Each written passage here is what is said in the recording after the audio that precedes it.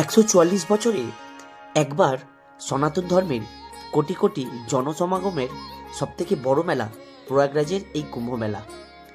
সারা বিশ্বের এমন তিথিতেই তীর্থযাত্রীদের বৃহত্তম শান্তিপূর্ণ সমাবেশের, গঙ্গা স্নানের এবং পাপ ক্ষয়ের সুযোগ মানব জীবনে একবারই আসে। তার সাথে ভারতবর্ষের বিখ্যাত 3 নদীর মিলনস্থল সহ দীপাবলি, হোলি এবং দশহরার মতো রঙিন উৎসব তথা ভারতবর্ষের প্রথম প্রধানমন্ত্রী জওহরলাল নেহেরুর জন্মস্থান এবং আরও ঐতিহাসিক সাংস্কৃতিক কারণে সারা বছর এই প্রয়াগরাজে ঘুরতে আসা যায়।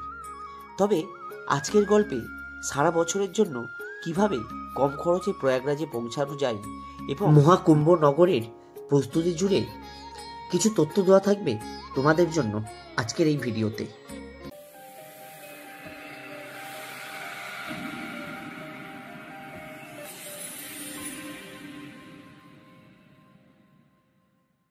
হেই বন্ধুরা, কেমন আছো সবাই? এই শীতে আশা করি তোমরা সকলে ভালো আছো, সুস্থ আছো। আবার একটা ব্র্যান্ড নিউ এপিসোডে তোমাদের সকলকে স্বাগত জানাই।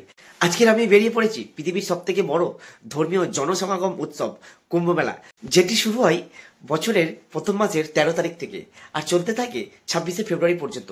আমরা সকলেই জানি এই কুম্ভ মেলায় প্রচুর পরিমাণে দর্শনার্থী এবং ভক্তেরা উপস্থিত হয়, সেখানে পূর্ণ স্নান করে, ভগবানের কাছে প্রার্থনা করে। এই বছর যে কুম্ভ মেলাটি হচ্ছে সেটি আমাদের কাছে খুবই একটি বিশেষ একটি মেলা, তার কারণ এটি 12 বছর পরপর হয়ে থাকে। এই মহাকুম্ভ মেলা যখন 12 বার সম্পূর্ণ হয় তখন তাকে বলা হয় পূর্ণ মহাকুম্ভ মেলা, যেটি 144 বছর পর সেই সুযোগটি আসে। যারা কুম্ভ মেলা যেতে চাও তারা এই ভিডিওটি দেখতে পারো। আজকের আমি তোমাদের নিয়ে যাব সবথেকে কম খরচে কুম্ভ মেলা দর্শনে। কুম্ভ মেলা শুরু হয়ে যাওয়ার পর ওখানে যেতে পারবো কিনা জানি না। শুনেছি ওই কুম্ভ মেলায় প্রচন্ড পরিমাণে ভিড় হয়, মাঝে মাঝে ট্রেনের টিকিটও পাওয়া যায় না। তাই আমি ঘুরে আসি আর তোমাদেরকেও ঘুরে নিয়ে আসি সব থেকে কম খরচে মহাকুম্ভ মেলা দর্শন। ঘড়িতে বাজে এই মুহূর্তে 9:30 আর আমরা কিন্তু পৌঁছে গেলাম শিয়ালদা স্টেশনে। আমাদের ট্রেন আছে 10:55, তাই হাতে অনেকটাই টাইম আছে। শিয়ালদা স্টেশন রাত্রিবেলা কিন্তু দেখতে খুব ভালো লাগে। আজকের আমরা সফর করবো 12987 আজমির সুপারফাস্ট এক্সপ্রেস, যেটি শিয়ালদাতে রাত্রি 10:55 ছেড়ে পরদিন সকালবেলা 11:50 পৌঁছে দেবে প্রয়াগরাজ জংশনে। তো চলুন বেশি দেরি না করে স্টেশনের ভিতরে যাওয়া যাক। কত নম্বর প্ল্যাটফর্মে ট্রেন দিয়েছে সেটাও দেখা যাক। ট্রেন দিয়েছে 13 নম্বর প্ল্যাটফর্মে, আর এই সময় 13 নম্বর প্ল্যাটফর্মে ভিড়টা শুধু দেখুন। আজমির এক্সপ্রেসে এত ভিড়, এটা কল্পনা করা যাচ্ছে না। কুম্ভ মেলার জন্য কিন্তু বেশ ভালো ভিড় আছে এই ট্রেনে। কিন্তু একদম পুরো ট্রেনের সামনের বগিতে যেতে হবে, তার কারণ সামনেতেই কিন্তু জেনারেল আছে, আর আমি কিন্তু জেনারেল বগির টিকিট কেটেছি মাত্র 135 টাকা দিয়ে। এইদিকে দাঁড়িয়ে আছে আজমির সুপারফাস্ট এক্সপ্রেস, আর এইদিকে দাঁড়িয়ে আছে দার্জিলিং মেল আসবে। তার লাইনটা আপনি দেখতে পাচ্ছেন, এটা হলো দার্জিলিং মেলের লাইন। পুরোটাই কিন্তু জেনারেল কোচের লাইন। দেখুন ঘড়িতে বাজে এই মুহূর্তে 10:15, আর আমাদের পাশ থেকে দেখতে পাচ্ছেন দার্জিলিং মেল কিন্তু ছেড়ে দিল তার নির্ধারিত টাইম। ছাড়ার কথা ছিল 10:55, অলরেডি এখন টাইম হলো 10:57। 2 মিনিট লেটে আমাদের ট্রেন কিন্তু আমাদের স্টেশন থেকে ছেড়ে দেবে।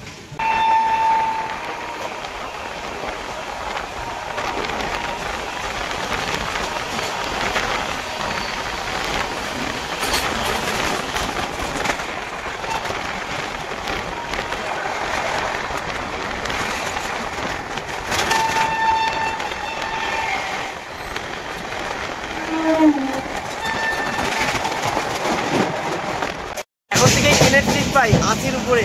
রাত করবো না, এবার আমি একটু রেস্ট নিই ডাইরেক্ট দেখা হচ্ছে তোমাদের সাথে প্রয়াগরাজ স্টেশনে গিয়ে। টাটা, গুড নাইট, সবাই ভালো থেকো, দেখা হবে আগামীকাল সকালে। এই মুহূর্তে ঘড়ির কাঁটা সকাল 7টার ঘর ছুলেও এখনো কিন্তু সূর্যের আলো কুয়াশাকে কাটিয়ে আমাদের সেভাবে ছুতে পারেনি। এই কুয়াশার মধ্যে থেকেই আমাদের ট্রেন ছুটে চলেছে প্রয়াগরাজের উদ্দেশ্যে।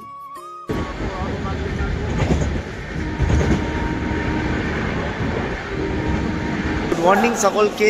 ফাইনালি আমি কিন্তু পৌঁছে গেলাম প্রয়াগরাজ জংশনে। টোটাল শিয়ালদা থেকে 824 কিলোমিটার পথ আমরা অতিক্রম করলাম।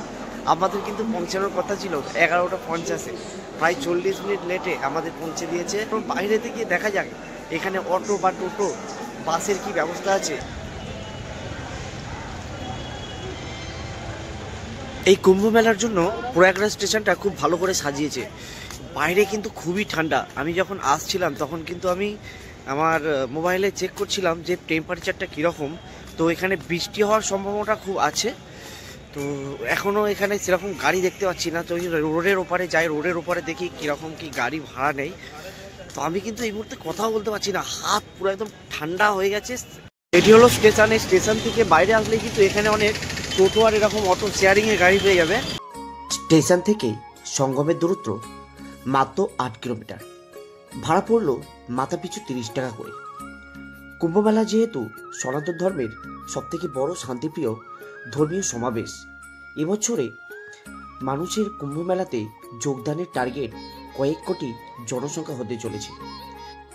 তাই বলা বাহুল্য, সাধারণ মানুষদের জন্য কুম্ভমেলার সঙ্গমের থাকার ব্যবস্থা না পাওয়াটাই স্বাভাবিক। এই পরিস্থিতিতে মাথা গোঁজার জন্য যাই হোক একটা ঠাঁই সবারই প্রয়োজন হয়ে পড়ে। এই প্রয়াগরাজ স্টেশন থেকে 2 কিলোমিটারের মধ্যে প্রচুর সংখ্যক হোটেল এবং ধর্মশালা আছে, যেগুলি প্রায় আগে থাকতে বুক করতে হয়। বেশ কিছু হোটেল ধর্মশালার নাম এবং নাম্বার ভিডিও ডেসক্রিপশন বক্সে দেওয়া থাকবে। কুম্ভমেলার সঙ্গমের সামনে 1-2 কিলোমিটারের মধ্যে সাধারণ মানুষদের জন্য শৌচালয়ের ব্যবস্থা থাকলেও এখানে থাকার জন্য খুবই অসুবিধায় পড়তে হয়। কারণ মেন রাস্তার ধারে এবং সঙ্গমের পাড়ে বড় বড় জায়গার উপরে হাজার হাজার থাকার ব্যবস্থা এবং বড় বড় ভিআইপি পার্সেন এবং সন্ন্যাসীদের জন্য তৈরি করা হয়। টোলা নামিয়ে দিল আমাদের এরকম একটা চৌরাস্তাতে। তো চৌরাস্তা থেকে আমরা ঠিক বাঁদিক ধরে যাব। এখানে একটা খুব বড় বজরংবলীর মন্দির আছে। সেই বজরংবলীর মন্দির আমরা প্রথমে দর্শন করে আসি। চলুন আমি দর্শন করে আসি আর আপনাদেরও দেখাই। এখানকার বজরংবলী মন্দির খুব বড় এবং খুব জাগ্রত একটি মন্দির।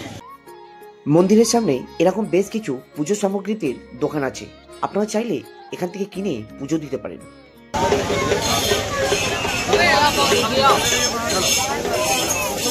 गाड़ी वाला यहाँ आ नहीं पाएगा सड़क के लिए।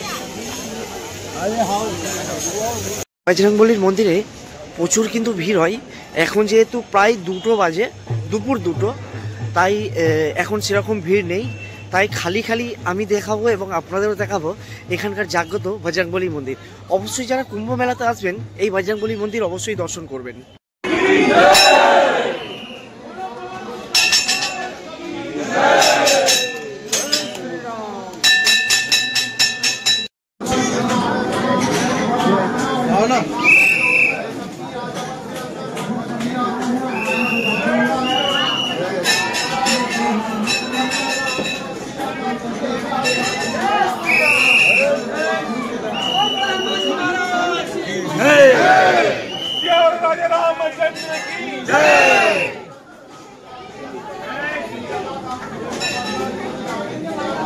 इधर से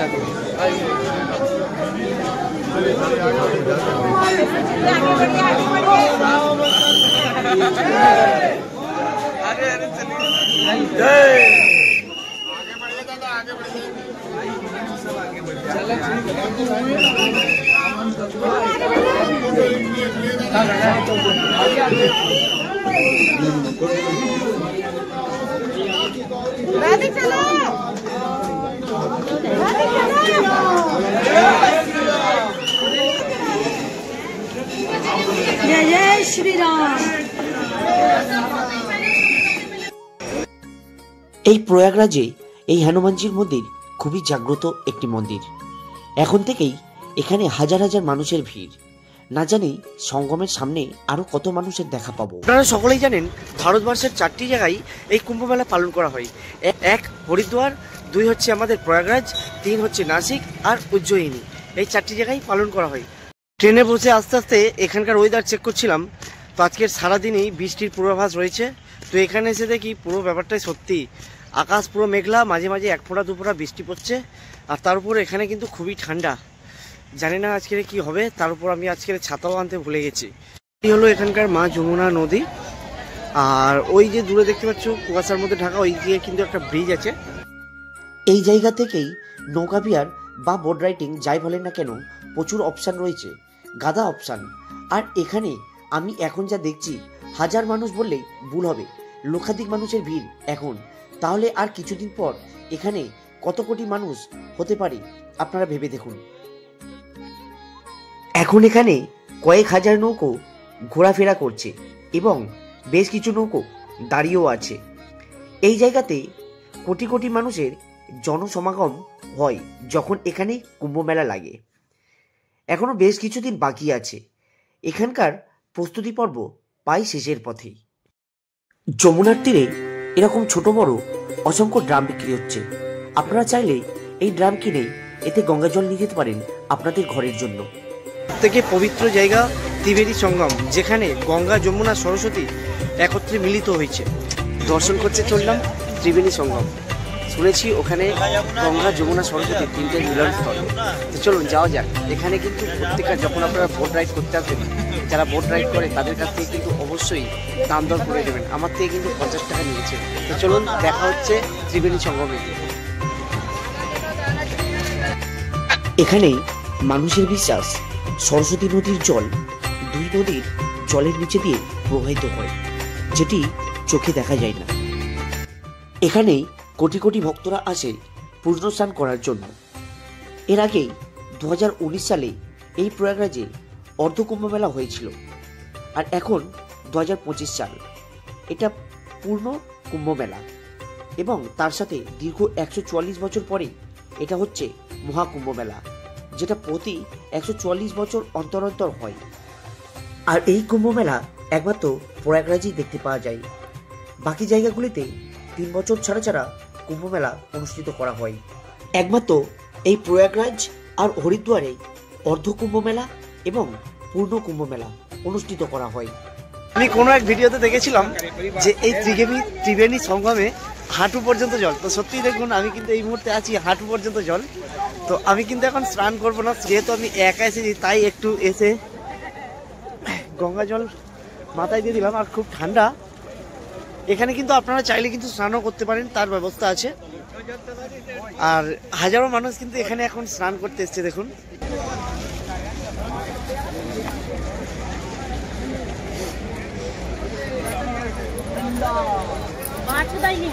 আপনারা অনেকেই অনেক ভিডিওতে দেখেছেন নদী পার হওয়ার জন্য একটি ভাসমান ব্রিজ আছে। তো চলুন সেটি আমি আপনাদের দেখিয়ে আনি। এটি হলো সেই ফ্লোটিং ভাসমান ব্রিজ, যেটি আপনারা অনেকে ভিডিওতে দেখে থাকেন। আর এই ব্রিজের নিচে এই পাইপের মতন এগুলো কি আছে সেটা আমরা জানি না। আর এই দেখুন নিচে দিক দিয়ে গঙ্গা মা বয়ে যাচ্ছে, বেশ ভালো লাগছে। যারা ফটোশ্যুট করতে ভালোবাসেন এই জায়গাটা কিন্তু তাদের পক্ষে খুবই বেস্ট। আর শুধু এটি একটা নয়, একাধিক এরকম ব্রিজ কিন্তু সারি সারি করা আছে, যেটিকে আপনারা হেঁটে হেঁটে নদীর ওপারে যেতে পারবেন, আবার রিটার্ন আসতে পারবেন।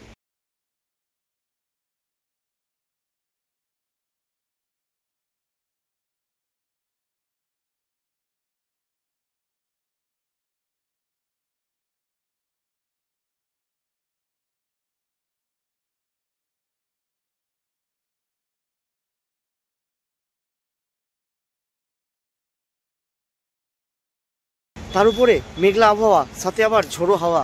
তো এইখানে বেশিক্ষণ থাকা যাবে না, খুব কিন্তু ঠান্ডা লাগছে।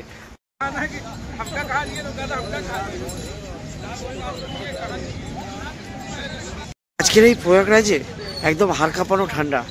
তো সেই জন্য কোনো কিছু উপায় না পেয়ে একটা কিন্তু 100 টাকার বিনিময়ে হ্যান্ড গ্লোভস কিনে নিলাম। অনেকক্ষণ ঘোরার পর একটুখানি হালকা করে টিফিন করে নিচ্ছি গরম গরম সুইটকর্ন দিয়ে। 20 টাকা নিল, খুব ভালো টেস্ট, একটু টক টক ঝাল ঝাল। 2019 সালে 4ই ফেব্রুয়ারি কুম্ভ মেলার ইতিহাসে সবথেকে বড় জনসঙ্গম ছিল। এই মেলা ভারতবর্ষের এই প্রয়াগরাজ বাদেও আরও 3টি জায়গায় 3টি পবিত্র নদীর তীরে পালন করা হয়। হরিদ্বারে গঙ্গা নদীর তীরে, নাসিকে গোদাবরী নদীর তীরে এবং উজ্জয়িনীতে শিপ্রা নদীর তীরে পালন করা হয়। এই বছর মহাকুম্ভে টোটাল 6টা স্নানের তারিখ নির্ধারিত করা হয়েছে। তার মধ্যে 4টি সাই স্নান আছে। যথাক্রমে তারিখগুলো হলো 13ই জানুয়ারি পৌষ পূর্ণিমার দিন, 14ই জানুয়ারি মকর সংক্রান্তির দিন, 29শে জানুয়ারি মৌনী অমাবস্যার দিন, 3রা ফেব্রুয়ারি বসন্ত পঞ্চমীর দিন, 12ই ফেব্রুয়ারি মাঘী পূর্ণিমার দিন এবং 26শে ফেব্রুয়ারি মহাশিবরাত্রির দিন। শিবের বিবাহকে সম্মান জানিয়ে স্নানযাত্রা তথা মহাকুম্ভ মেলা শেষ করা হবে।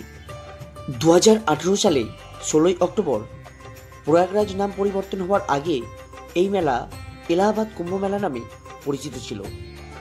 কুম্ভ মেলাতেই এখানে স্নান করতে আসলেই জামা কাপড় বদলাবার কোনো ঝামেলা নেই। সারি সারি লাইন দিয়ে চেঞ্জিং রুমের ব্যবস্থা আছে। যখন এখানে কুম্ভমেলা লাগবে, পুরো জায়গাটা পুরোপুরি ভরে যাবে, তখন এই ফাঁকা মাঠের রূপ পুরোপুরি চেঞ্জ হয়ে যাবে। কথিত আছে রাক্ষসগণের সাথে দেবতাদের যুদ্ধ হয়েছিল অমৃত নিয়ে। সেই অমৃতের 4 বিন্দু ভারতের 4 জায়গায় পড়েছিল। এই 4 জায়গায় প্রতি 3 বছর ছাড়া ছাড়া অনুষ্ঠিত করা হয় কুম্ভ মেলা। আর 144 বছর অন্তর অন্তর যে মহাকুম্ভ মেলাটি পালন করা হয় সেটি শুধুমাত্র এই প্রয়াগরাজে। এবছর 2025 সালে এই মহাকুম্ভ মেলা, তার সাথে পূর্ণ মহাকুম্ভ মেলা, কতটা পরিমাণে এখানে ভিড় হবে তা আপনারা ভাবতে পারছেন।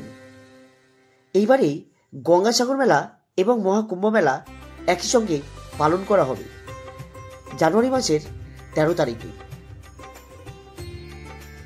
যদিও পঞ্জিকা এবং জ্যোতিষবিদ্যা থেকে আমি অনেকটাই দূরে থাকি, তবুও কুম্ভ মেলার রাশি সম্পর্কে না জানলে মেলায় যোগদান এবং স্নান দুটোই বিপদ। কারণ বছরের এই একটা বিশেষ তিথি নক্ষত্রে এই কুম্ভ মেলার সময় নির্ধারিত করা হয়, যখন চাঁদ ও সূর্য মকর রাশিতে থাকে এবং বৃহস্পতি কুম্ভ রাশিতে প্রবেশ করে। তখন সরস্বতী, যমুনা, গঙ্গা এই 3 নদীর সঙ্গমস্থল মানে এই প্রয়াগের সঙ্গমে পালন করা হয়। 144 বছর অন্তর মানে 12টা পূর্ণ কুম্ভ মেলা সম্পূর্ণ পর একবার এই মহাকুম্ভ মেলা পালন করা হয়। প্রতি 12 বছর অন্তর এটা করে পূর্ণ কুম্ভ মেলা পালন করার পিছনে একটা পৌরাণিক কথা আছে। সমুদ্র মন্থনের সময় রাক্ষস এবং দেবতাদের মধ্যে যে অমৃতের কলস নিয়ে যুদ্ধ হয়েছিল, সেই যুদ্ধে রাক্ষসগণ পরাজিত হওয়ার পর দেবতারা অমৃতের কলস স্বর্গে নিয়ে যেতে সময় লেগেছিল 12 দিন। মানব বিশ্বাসে দেবতাদের একদিন সমান আমাদের 1 বছর। যেহেতু 12 দিন মানে 12 বছর, তাই 12 বছর ছাড়া পূর্ণ মহাকুম্ভ মেলা একবার পালন করা হয়। এটি সেম টু সেম দেওঘরের আকারেই করেছে, বাট দেওঘরের থেকে আকারে অনেকটাই বড়। তো চলুন যাওয়া যাক। এই মন্দিরের মেন ভগবান জগন্নাথ দেব, সাথে রয়েছে বলরাম আর সুভদ্রা। এখানে বেশ কিছু জায়গা জুড়ে অনেক সুন্দর সুন্দর টেন্ট করা হয়েছে, সেটি কিন্তু শুধুমাত্র ভিআইপিদের জন্য। আমি ভিতরে ঢোকার চেষ্টা করলাম, তো ভিতরে অ্যালাউ নেই, তার কারণ ওটা কিন্তু ভিআইপিদের জন্য। আর ওখানে কিন্তু তোমার প্রত্যেকটা টেন্টে ক্যামেরা লাগানো আছে, তাই ভিতরে অ্যালাউ নেই। আর ছবি তোলা তো একদমই অ্যালাউ নেই। তো এখানে একটা খুব ভালো নলক্ষ মন্দির আছে, চলুন সেই নলক্ষ মন্দির আমি তোমাদের দর্শন করি আনি। আমরা ওই দিকে যাবো, ওই দিকে গেলেই কিন্তু আমরা দেখতে পাবো নলক্ষ মন্দিরটা। এটি হলো এখানকার নলক্ষ মন্দির, অনেকটাই বড় মন্দির। ভিতরে এখন প্রবেশ নিষেধ আছে, তো চলুন বাইরে থেকে আমরা সব দর্শন করে নিই। মন্দিরের বাইরে এরকম ধাগা, ব্রেসলেট এবং বিভিন্ন ধরনের বিভিন্ন কালারের সিঁদুর আছে, আপনারা চাইলে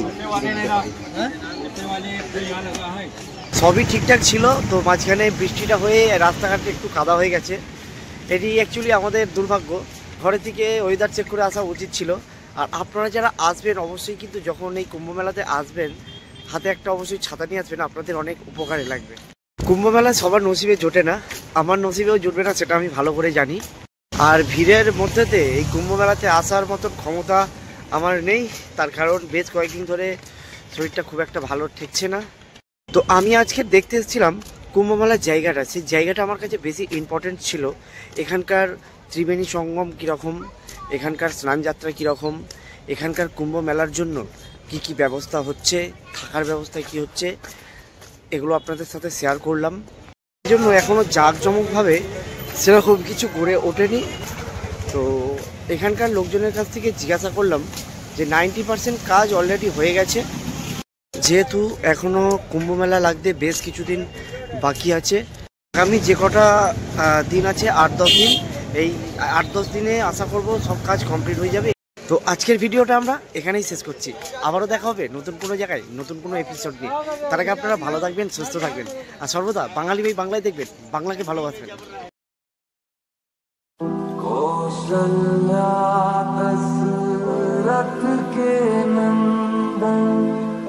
राम ललाट पे शोभित चंदन रघुपति रघुपति की जय बोले लक्ष्मण राम सिया का हो अभिनंदन अंजन पुत्र पड़े चरण में राम सिया